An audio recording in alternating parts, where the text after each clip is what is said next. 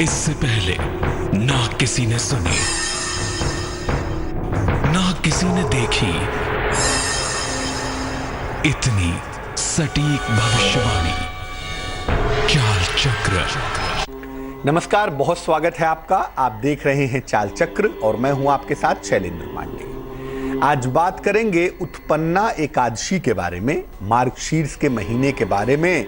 भगवान कृष्ण कहते हैं कि महीनों में मैं मार्गशीर्ष का महीना हूं और उनके अपने ही महीने में जब एकादशी की तिथि आती है तो ये बहुत ज़्यादा मूल्यवान हो जाती है, बहुत ज़्यादा महत्वपूर्ण हो जाती है। आज क्या बात करेंगे चाल चक्र में, चलिए बताते हैं कि आज हम चाल चक्र में क्या खास बातें आपको बताने वाले हैं। आज चाल चक्र में बात करेंगे उत्पन्ना एकादशी की महिमा के बारे में। क्या है उत्पन्ना एकादशी? उत्पन्ना एकादशी पर किस तरह की सावधानियों का हमें पालन करना है, ये जानेंगे। संतान की कामना के लिए इस एकादशी को बेहद महत्वपूर्ण समझा जाता है, तो संतान की कामना आज कैसे पूरी होगी, ये भी जानेंगे। राशियों की होगी सटीक भविष्यवाणी और आप जान पाएंगे आज का बेहद खास शुभ पहर। तो उत्पन्ना एकादशी से संबंधित हर जानकारी आप तक पहुंचाने का हम प्रयत्न करेंगे, हम कोशिश करेंगे। लेकिन सबसे पहले आपको बता देते हैं आज के लिए पंचांग की स्थिति क्या है। आज तिथि है मार्गशीर्ष कृष्ण पक्ष की एकादशी तिथि। आज का नक्षत्र होगा हस्त नक्षत्र। चंद्रमा आज कन्या राशि में संचरण करेंगे और चंद्रमा की इस चाल के आधार पर हम ये समझेंगे कि आपका दिन कैसा जाने वाला है। राहुकाल का समय, जिसमें कोई भी नया और शुभ कार्य नहीं करेंगे, ये समय होगा सुबह के 10:30 से दोपहर के 12 बजे तक। और पश्चिम दिशा की तरफ यात्रा करने की आज मनाही है, लेकिन अगर यात्रा करना जरूरी है, मजबूरी है, तो बेहतर होगा जरा सी दही खाकर और भगवान का स्मरण करके अगर यात्रा करेंगे तो मुश्किल से बचे रहेंगे। सबसे पहले ये जानते हैं कि एकादशी का व्रत इतना ज्यादा महत्वपूर्ण क्यों है और उसमें भी उत्पन्ना एकादशी की इतनी ज्यादा महिमा क्यों है, क्यों आज का दिन बेहद महत्वपूर्ण है, बेहद खास है। व्रतों में सर्वाधिक महत्वपूर्ण व्रत एकादशी का होता है। बड़े सारे लोग व्रत रखते हैं, लोग दिनों के व्रत भी रखते हैं, सोमवार का, मंगलवार का, बुधवार का, लोग दिनों के व्रत भी रखते हैं। लेकिन सबसे ज्यादा जो महत्वपूर्ण व्रत होता है वो एकादशी का ही होता है, क्योंकि एकादशी का अगर आप नियमित व्रत रखें तो आपके मन की चंचलता निश्चित रूप से समाप्त हो जाएगी। मन की जो समस्या है वो निश्चित रूप से गायब हो जाएगी, निश्चित रूप से दूर हो जाएगी। अगर आप एकादशी का व्रत रखते हैं तो धन की प्राप्ति होगी और आरोग्य की प्राप्ति होगी, यानी आपको धन भी मिलेगा, आपको अच्छा स्वास्थ्य भी मिलेगा। हार्मोन्स की जो प्रॉब्लम है, जैसे आजकल थायराइड बहुत लोगों को हो जाता है, हार्मोन्स की समस्या भी जुड़ी हुई है जल तत्व के साथ। इसीलिए जब आप एकादशी का व्रत रखते हैं रेगुलरली तो हार्मोन की समस्या भी दूर हो जाती है। और जिनको मनोरोग है, जिनको मन संबंधी समस्या है, उनके लिए भी एकादशी का व्रत बेहद महत्वपूर्ण होता है, बहुत ज्यादा इंपॉर्टेंट होता है।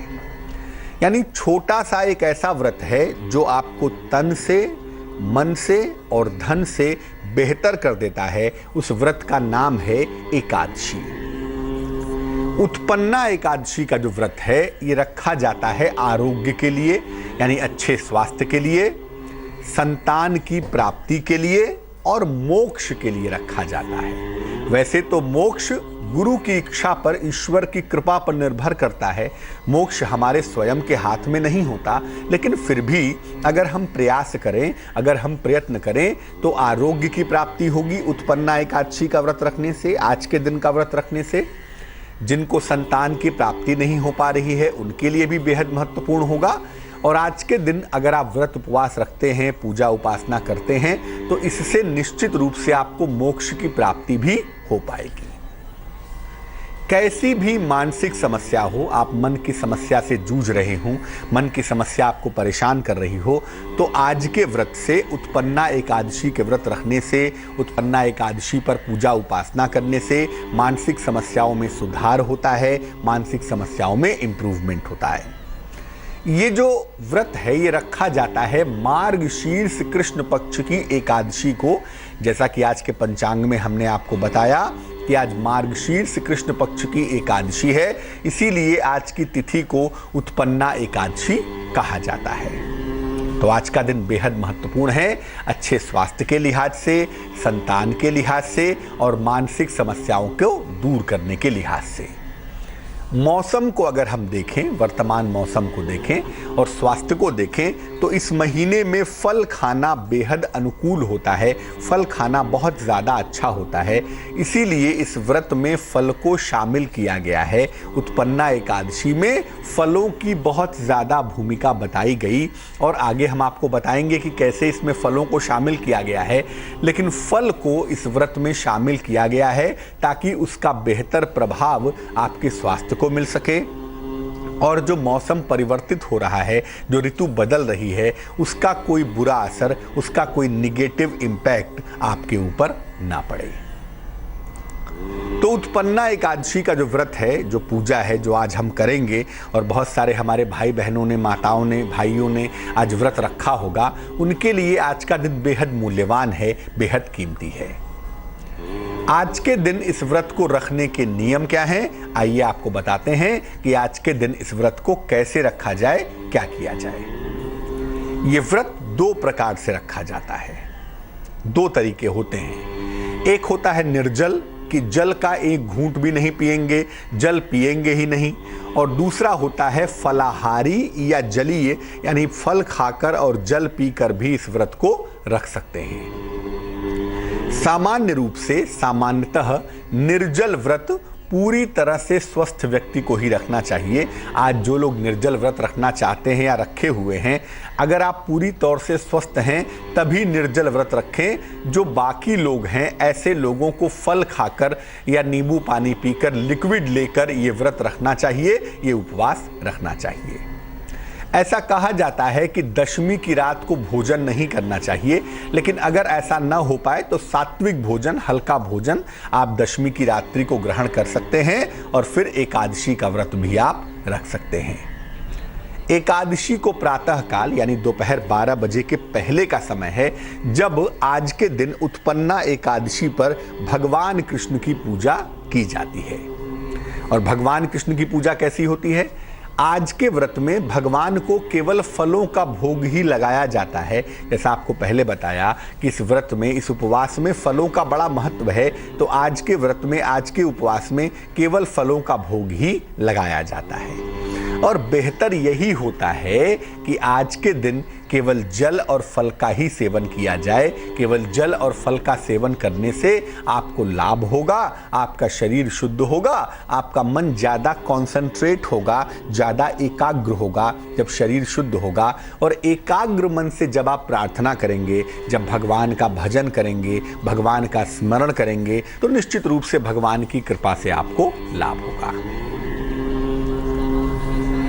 क्या करने से आज के दिन बचना चाहिए, यानी आज के दिन क्या नहीं करना चाहिए, ये जानना भी बेहद आवश्यक है, बेहद जरूरी है। सबसे पहली बात यह है कि तामसिक आहार से, व्यवहार से और विचार से दूर रहिए। आप जो खाते हैं वो तो तामसिक हो ही सकता है कि आप प्याज लहसुन खा लिए, मांस मदिरा का सेवन कर लिए, ये तो आप बिल्कुल ना करें। आपका व्यवहार भी ऐसा नहीं होना चाहिए जिससे दूसरे को तकलीफ हो, दूसरे को कष्ट हो। तो तामसिक आहार से बचें, किसी को कष्ट देने वाला व्यवहार न करें और ऐसे विचार भी मत लाएं जो दूसरों के लिए कोई गंदे विचार हो मन में, दूसरों के लिए कुटिल विचार हो, दूसरों के लिए बुरे विचार हो, ऐसे विचार भी मन में ना ले आएं। अपने मन को, शरीर को और अपने व्यवहार को आज बेहतर रखने की कोशिश करें, क्योंकि एक तरफ आप व्रत रखेंगे, एक तरफ आप भगवान की उपासना करेंगे और दूसरी तरफ मन में बुरे विचार ले आएंगे तो आपको लाभ नहीं होगा। बिना भगवान विष्णु को अर्घ दिए हुए, यानी बिना भगवान विष्णु की पूजा किए हुए, उन्हें जल फल आदि अर्पित किए हुए बिना आज दिन की शुरुआत न करें। आपको दिन की शुरुआत करनी है, सुबह स्नान करके भगवान विष्णु या भगवान कृष्ण की पूजा करें और तभी दिन की शुरुआत करें।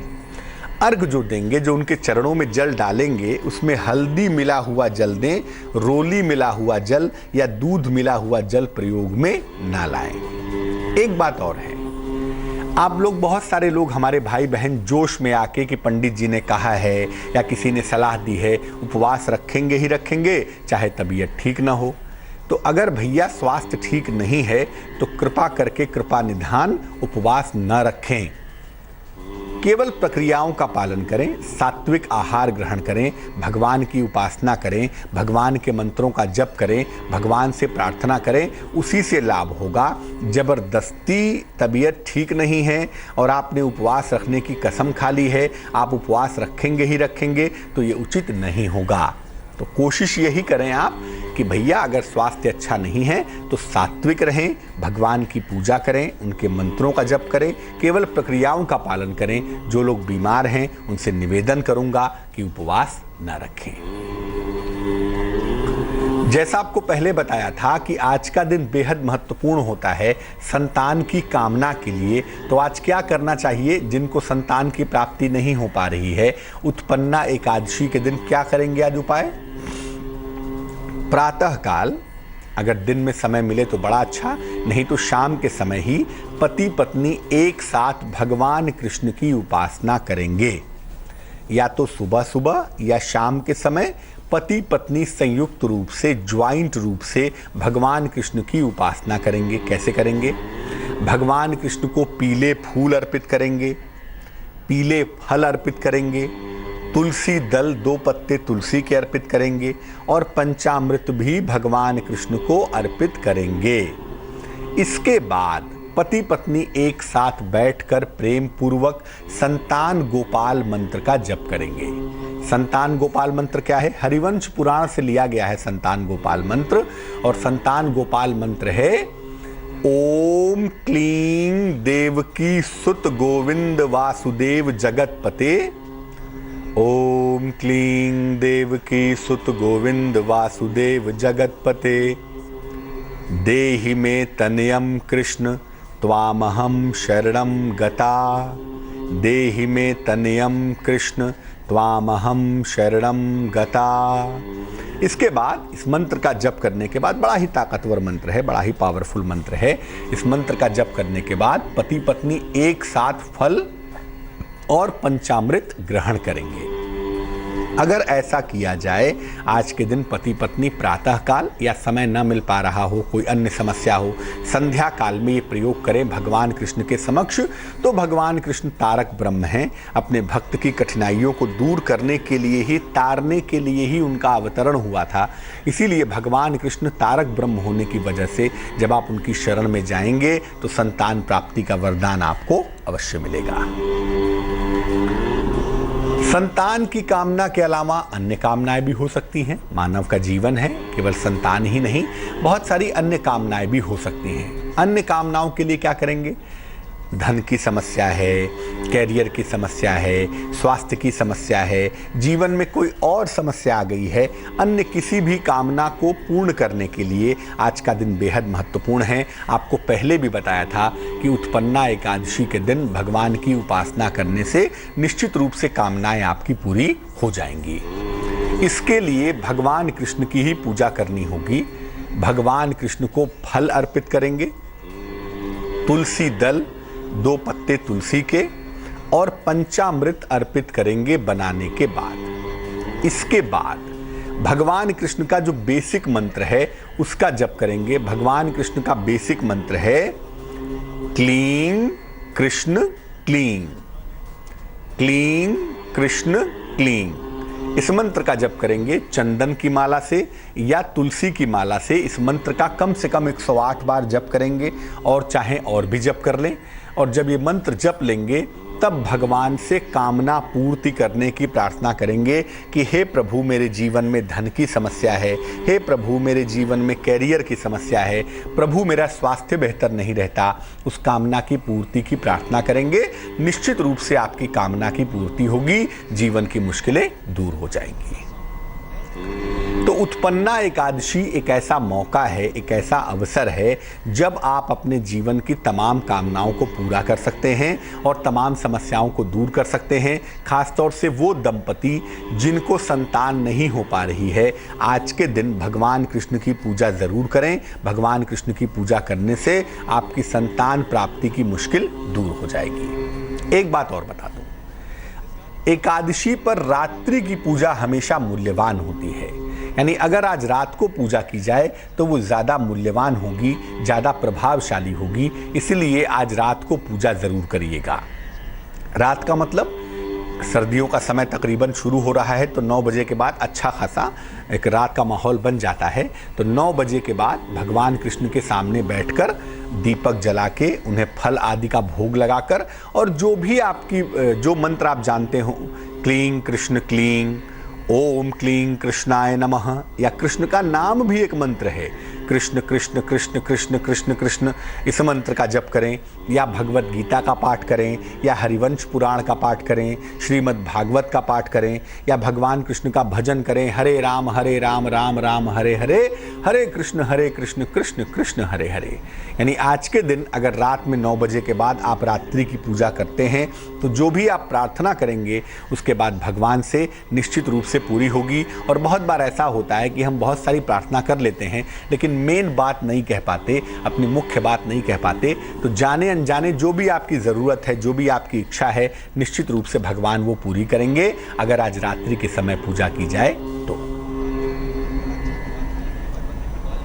तो आज उत्पन्ना एकादशी के कीमती अवसर को आप बिल्कुल नहीं छोड़ेंगे। जिनको संतान की प्राप्ति चाहिए, संतान के लिए पूजा करेंगे। जिनको मानसिक रोगों को दूर करना है, मानसिक रोगों के लिए पूजा करेंगे। और रात की पूजा जरूर करेंगे ताकि आपकी जीवन की हर कामना पूरी हो सके।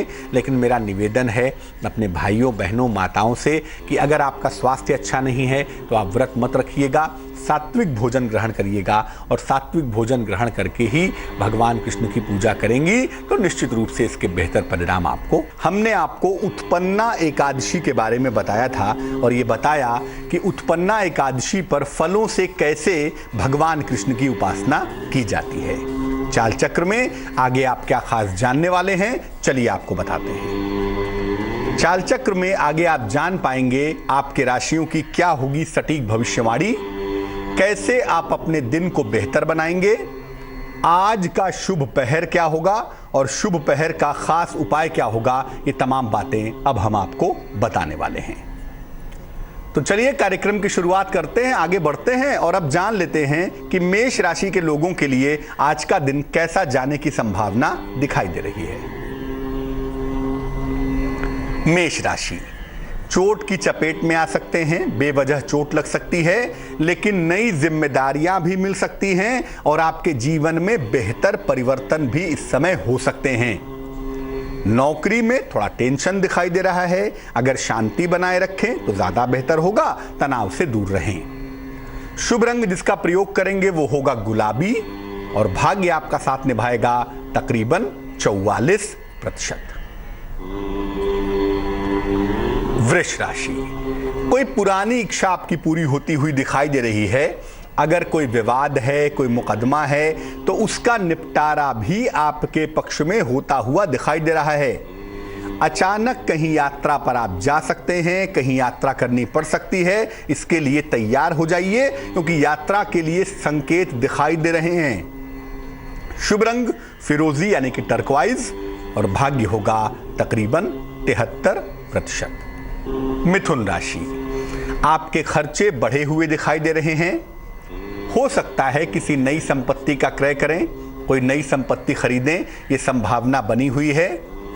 नौकरी के मामले में और जीवन के मामले में नए अवसर मिलते हुए भी आपको दिख पा रहे हैं। शुभ रंग जिसका प्रयोग करेंगे, जिसका इस्तेमाल करेंगे वो होगा धानी और भाग्य आपका साथ निभाएगा तकरीबन 79%। कर्क राशि, स्वास्थ्य आपका बहुत अच्छा नहीं दिखाई दे रहा, इसलिए यात्रा पर न जाएं तो बेहतर है, नहीं तो यात्रा करने से आपको नुकसान हो सकता है। जीवन साथी के साथ कहीं ना कहीं तनाव होता हुआ भी दिखाई दे रहा है, तो बेवजह के तनावों से बचें। शुभ रंग पीला होगा और भाग्य होगा 50%।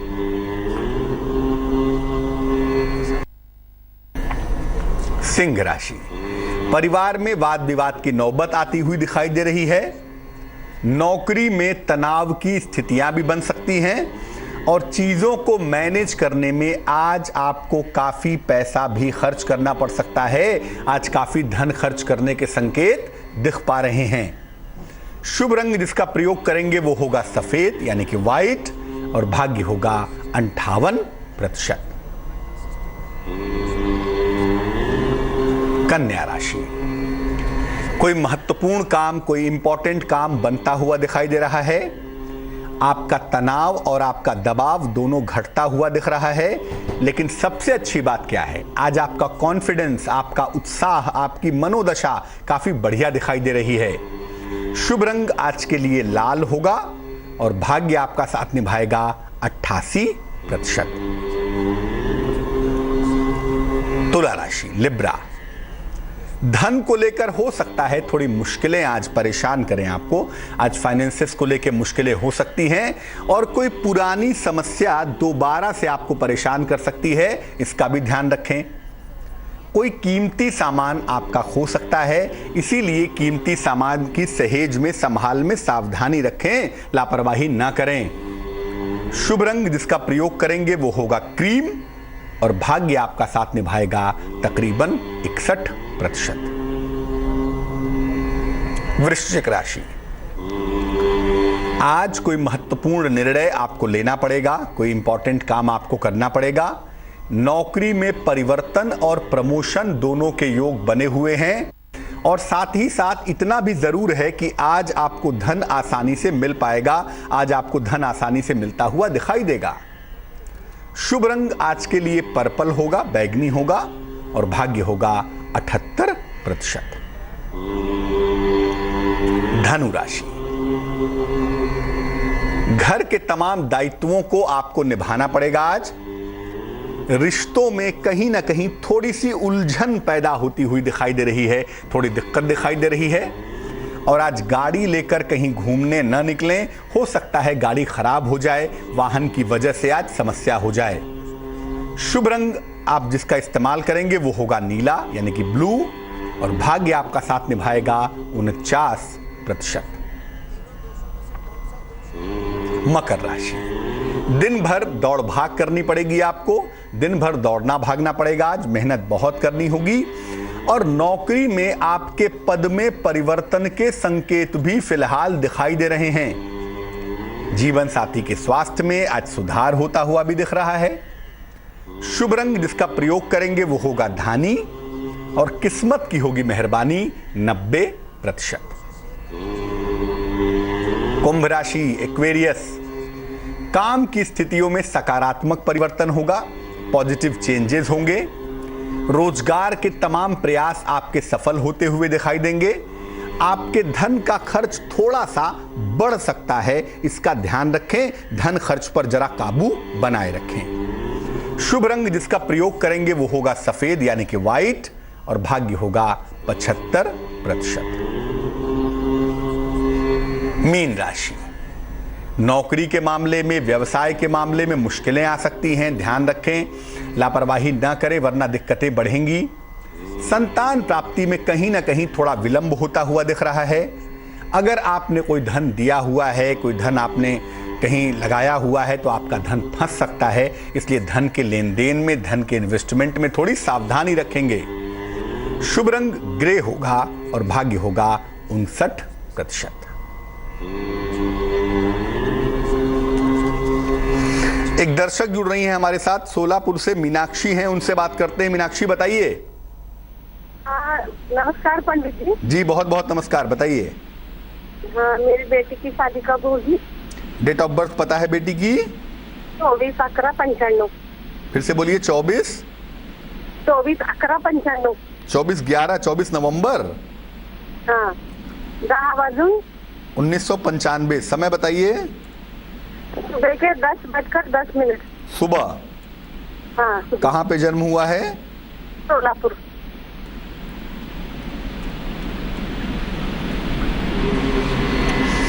जो आपकी बेटी की कुंडली हमारे पास बन पा रही है, इस कुंडली के हिसाब से आपकी बेटी का विवाह इतना जल्दी होता हुआ नहीं दिखाई देता। अभी आपकी बेटी की कुल उम्र तकरीबन 21 वर्ष की हुई है। 24 साल पूरे हो जाने के बाद ही इनकी शादी हो पाएगी, तब तक थोड़ा वेट करिए। 24 वर्ष के बाद इनका विवाह हो पाएगा, इनका वैवाहिक जीवन सुखी होगा, उसमें चिंता करने की ज़रूरत नहीं है। और जहां आप लोग रहते हैं, जो आपका नेटिव प्लेस है, उसके आसपास ही शादी होती हुई इनकी दिखाई दे रही है। इस कुंडली में जो सबसे प्रमुख बात है वो आपकी बेटी का बिहेवियर है, स्वभाव है। इनका स्वभाव बेहतर रखने की कोशिश करनी चाहिए ताकि स्वभाव को लेकर कोई समस्या परेशान ना करे। क्या उपाय करेंगे? 2 उपाय करिए। एक, इनको मोती पहना दीजिए, तकरीबन 12-14 रत्ती की मोती चांदी की अंगूठी में, सीधे हाथ की छोटी उंगली में सोमवार की रात्रि को धारण करवाइए ताकि बेटी का स्वभाव ठीक हो, बेटी की शादी जल्दी हो सके, शादी की मुश्किलें दूर हो सकें। तो एक तो बेटी को मोती पहनाइए, और दूसरा, रोज सुबह और रोज शाम बेटी को बोलिए नमः शिवाय का जप करे। 108 बार सुबह करे, 108 बार शाम को करे, तो उससे इसकी मुश्किल दूर होनी शुरू हो जाएगी। एक दर्शक जुड़ रहे हैं हमारे साथ, भास्कर हैं, उनसे बात करते हैं। भास्कर जी बताइए। हाँ सर मैं कलकत्ता से बोल रहा हूँ। मेरे डॉटर के बारे में पूछना था। डेट ऑफ बर्थ बताइए बेटी की। डॉटर का डेट ऑफ बर्थ है 18 फरवरी 1988। 21 फरवरी 1988। 18 फरवरी 18 फरवरी 1988। हाँ। समय बताइए। समय है 3:33 PM। 3:30 दोपहर में। हाँ, 3:33 सर। 3:33। कहाँ पे जन्म हुआ है? इवनिंग में सर 3:30 PM। हाँ, कहाँ पे जन्म हुआ है? पुरुलिया, वेस्ट बंगाल। पुरुलिया, PURULIA। जी पूछिए, क्या प्रश्न है? सर उनके बारे में एक तो पूछना था, कैरियर के बारे में। हम लोग काफी डिस्टर्ब है। 2010 में बीकॉम ऑनर्स लेके पास किए हैं, अभी तक कुछ कर नहीं रहा है। तो कौन सा लाइन में जाना चाहिए? उसको जॉब मिलेगा कि नहीं मिलेगा? कब तक मिलेगा? आपकी बेटी की कुंडली कर्क लग्न की बनती है, राशि बनती है कुंभ, और कुंडली के लक्षणों के आधार पर आपकी बेटी या तो टीचिंग क्षेत्र में जाएगी, या तो कला, संगीत, शिक्षा, इस तरह के क्षेत्र में जाएगी। शिक्षा के क्षेत्र में, कला संगीत के क्षेत्र में जाने की संभावना प्रबल है। सबसे अधिक संभावना इनकी टीचिंग या ट्रेनिंग के क्षेत्र में जाने की दिखाई दे रही है। विवाह अपनी स्वयं की इच्छा से करेंगी किसी जाने पहचाने बालक के साथ, और वैवाहिक जीवन इनका अच्छा होगा, उसमें चिंता की आवश्यकता नहीं है। लेकिन 7वें खाने में मरकरी बैठा हुआ है, इसलिए कुंडली मिलाकर ही विवाह करने की सलाह मैं इनको दूंगा। इनका वैवाहिक जीवन ठीक हो, इनके करियर की मुश्किल दूर हो जाए, इसके लिए एक 15-16 रत्ती की मोती, थोड़ी बड़ी मोती, तकरीबन 15-16 रत्ती की चांदी के लॉकेट में काले धागे में गले में धारण करवाएं इनको, उससे इनको लाभ होगा। और रोज सुबह 108 बार ओम दुंग दुर्गाय नमः, ओम दुंग दुर्गाय नमः, इस मंत्र का जप करें। ऐसा करने से इनकी मुश्किल हल हो जाएगी।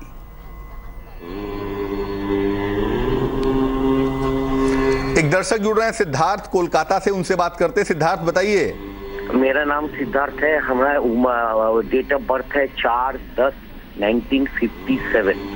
4/10/1957। 1957। टाइम बताइए। सुबह 7:15 से लेके 7:30 के बीच में। और कहाँ पे जन्म हुआ है? कलकत्ता में। क्या प्रश्न है सिद्धार्थ जी? मेरा काम धंधा एकदम चौपट है, बहुत कर्जा हो गया है। क्या काम करते हैं? हम ट्रांसपोर्ट के धंधा करते थे, आज 2 साल से काम बंद हो गया, धीरे धीरे एकदम स्टॉप हो गया। कुंडली आपकी तुला लग्न की बनती है, राशि आपकी बनती है मकर, महादशा आपकी चल रही है शनि की, और अंतरदशा चल रही है बृहस्पति की। ज्योतिष के हिसाब से मार्च 2017 के बाद से आपका वक्त बेहतर होना शुरू होगा, और कुंडली के ग्रहों का गणित यही कहता है कि दोबारा भी आप ट्रांसपोर्ट की लाइन में ही जाएंगे, ट्रांसपोर्टेशन का ही काम करेंगे, या इलेक्ट्रिकल इलेक्ट्रॉनिक्स का काम करेंगे, या लोहे से जुड़ा हुआ कोई काम करेंगे। लेकिन जो भी काम करेंगे वो 2017 के मार्च के बाद होता हुआ दिखाई दे रहा है। आपको इस समय अपने स्वास्थ्य का बहुत ध्यान रखना चाहिए, खासतौर से पेट का, आंतों का। इस मामले में लापरवाही नहीं करनी चाहिए ताकि स्वास्थ्य आपका बेहतर बना रहे। चंद्रमा आपका बेहद पीड़ित है। चंद्रमा को बेहतर करने के उपाय करें। 2 उपाय करने से आपको लाभ होने की संभावना बनेगी, थोड़ी जिंदगी रास्ते पे आ जाएगी। एक ओपल नाम का रत्न, 12-14 रत्ती का ओपल चांदी की अंगूठी में, सीधे हाथ की तर्जनी उंगली में, राइट हैंड की इंडेक्स फिंगर में शुक्रवार की शाम को आप धारण करें, लाभकारी होगा आपके लिए। और रोज सुबह और रोज शाम शनि मंत्र का जप करें। ओम शं शनैश्चराय नमः, ओम शं शनैश्चराय नमः, इस मंत्र का सुबह शाम जप करें। एक ओपल पहने, इससे आपकी मुश्किल हल होनी निश्चित रूप से शुरू हो जाएगी। और जैसा पहले भी कहा कि मार्च के बाद से आपका वक्त काफी अच्छा है। तो आज हमने बात की उत्पन्ना एकादशी के बारे में। अब जान लेते हैं क्या है आज का शुभ पहर। आज का शुभ पहर होगा रात को 9 बजे से तकरीबन 10:30 तक। आज का शुभ पहर होगा रात के 9 बजे से 10:30 तक। इस समय में भगवान कृष्ण को कोई भी फल अर्पित करें। अगर आपको संतान की प्राप्ति नहीं हो रही है तो उत्तम संतान की प्राप्ति का वरदान मिलेगा, और अगर संतान है तो संतान से जुड़ी हुई तमाम समस्याएं दूर हो जाएंगी। लेकिन यह करना होगा शुभ पहर में ही, और शुभ पहर का समय होगा रात को 9 बजे से तकरीबन 10:30 तक। तो आज के लिए चाल चक्र में बस इतना ही। मुझे दीजिए इजाजत। आगे देखिए संजय सिन्हा की कहानी रिश्ते। नमस्कार।